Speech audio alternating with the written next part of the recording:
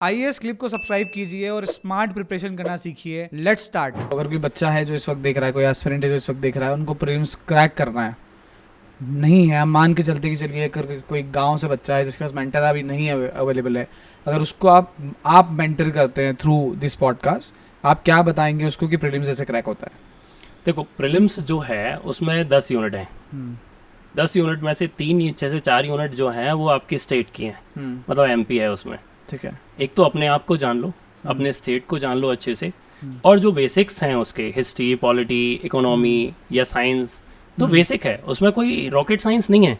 लेकिन मैं ये मानता हूँ कि जिसको केवल प्री पास करना है वो इस तैयारी को करे ही ना। हो सकता है मेरी बात बुरी लग जाए किसी को कि प्रीलिम्स, क्योंकि प्रीलिम्स निकाल लेना कोई उपलब्धि है ही नहीं है।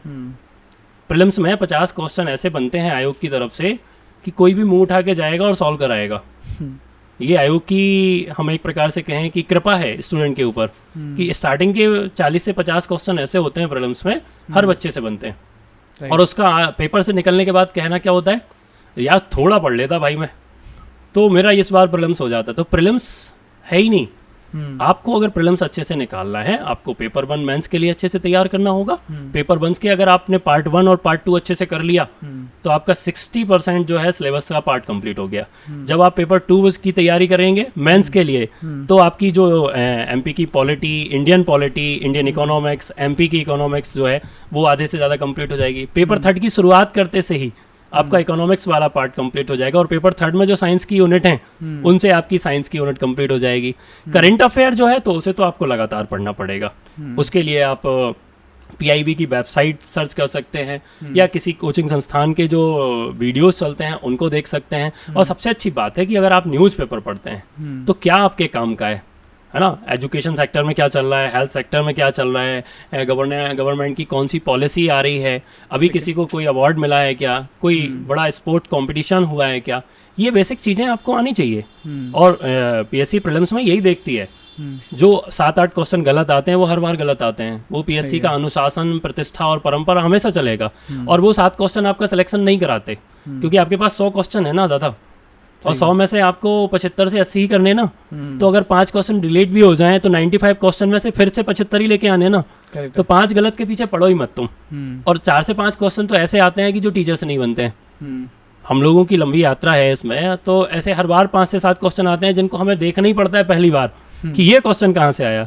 तो वो सिलेक्शन का पार्ट है ही नहीं है। अगर आपसे पूछा जा रहा है कि मान लो मध्य प्रदेश की राजधानी क्या है, अब सबको पता है भोपाल है यार, लेकिन पहले ऑप्शन पे जबलपुर दिखा और आप अति आत्मविश्वास में आ गए, ओवर कॉन्फिडेंट हो गए और वही क्वेश्चन गलत कराए। तो सरल क्वेश्चन आपको प्रीलिम से बाहर करेगा, कठिन नहीं करेगा। क्योंकि कठिन तो सबके लिए कठिन है भाई। मेरे लिए कठिन है, सीएम भाई के लिए कठिन है, आशीष के लिए कठिन है, सबके लिए कठिन है। लेकिन जो सरल क्वेश्चन है अगर आपने उसको गलत कर दिया तो आप तो एग्जाम से बाहर हो गए। तो आप पेपर 1, पेपर 2 और पेपर 3 इनको मेंस के तरीके से तैयार कर लो, आपका प्रीलिम्स कभी नहीं रुकेगा। और हमने ये चीज़ें देखी हैं, जैसे अंकिता की बात करूं मैं, प्रियंक की बात करूं, या बाकी और स्टूडेंट की बात करूं जिनको हमने मतलब शुरुआत से देखा, जिनकी तैयारी के प्रारंभिक फेज से ही हमने इनके साथ में काम किया। तो यूएसपी वही है कि आपका मेंस अच्छे से तैयार है तो प्रीलिम्स तो रुकेगा ही नहीं। तो मैं तो सबको यही सलाह दूंगा, प्रीलिम्स के चक्कर में मत आओ भाई। प्रीलिम्स एसएससी देने वाला भी निकालता है, व्यापम की तैयारी करने वाला भी निकालता है, कांस्टेबल भी निकालता है। क्योंकि मैंने कहा ना 50 क्वेश्चन सरल आएंगे, 10 में अगर तुक्के भी लग गए, क्योंकि आजकल वीडियो भी बहुत चलते हैं, यूट्यूब पे इतना कचरा चलता है कि तुक्का सही कैसे लगाएं, आधा समय वहाँ भी ज़्यादा स्टूडेंट का, इसलिए वो प्रीलिम्स से बाहर है एक क्वेश्चन से। तो आपको वो जो 2 घंटे हैं प्रीलिम्स के लिए, आपने अगर पेपर 1, 2, 3 अच्छे से तैयार किया मेंस के लिए, एक एग्जांपल देता हूँ मैं, चलो, कि गांधी है, मुझे गांधी को पढ़ना है भाई, तो गांधी का पोस्टमार्टम ऐसा कर लिया जाए कि अगर वो 10 नंबर में क्वेश्चन पूछे गांधी से तो मैं लिख पाऊँ, 7 नंबर में पूछ लिया तो मैं लिख पाऊँ, 2 नंबर में कोई क्वेश्चन आ गया तो मैं लिख पाऊँ। एक एग्जाम्पल और बता दूं मैं, जैसे चंपारण मान लेते हैं, ठीक है, एक बहुत बड़ा मूवमेंट है गांधी का, स्टार्टिंग फेज का। चंपारण अगर लिखने के लिए 2 नंबर में आ गया, कहाँ हुआ, क्यों हुआ, कौन लीडर था और रिजल्ट क्या निकला, ठीक है, ये 4 पॉइंट अगर आपने मेंस के लिए अपनी कॉपी में मेंस में लिखने के लिए तैयार कर लिए तो प्रीलिम्स तो आपका कंप्लीट हो गया। क्योंकि प्रीलिम्स में क्या आएगा, गांधी ने पहला आंदोलन कहाँ किया है भाई, चंपारण कब हुआ, गांधी किसको मिला, यही है ना। तो अगर आप मेंस की तैयारी मेंस के तरीके से करते हो तो प्रीलिम्स आपका कभी नहीं रुकता, बस आपको करंट अफेयर पे पकड़ बनानी होगी, है ना। जो इस बार 10th यूनिट ऐड हुई है ट्राइबल वाली, वो तो हम पहले भी फर्स्ट यूनिट में पढ़ते थे, एमपी के history and art and culture वाले में मध्य प्रदेश की जनजाति हम पढ़ते थे। इस बार थोड़ा सा सिलेबस को थोड़ा सा वास्ट किया, बढ़ा दिया है, तो स्पेसिफिक हो गया। जैसे मेंस में एक टॉपिक है मध्य प्रदेश के जनजातीय व्यक्ति, अब उनके नाम लिखे हैं वहाँ पे, शंकर सहाय, रघुनाथ सहाय, ख्वाजा नायक, टांट्या भील, सबके नाम लिखे हुए हैं। अब प्रीलिम्स में केवल लिखा है मध्य प्रदेश के जनजातीय व्यक्तित्व, तो आपको पता नहीं है प्रीलिम्स में पूछेगा क्या, लेकिन मेंस का टॉपिक तो दिया है ना कि भाई ये नाम आपको पढ़ने ही है।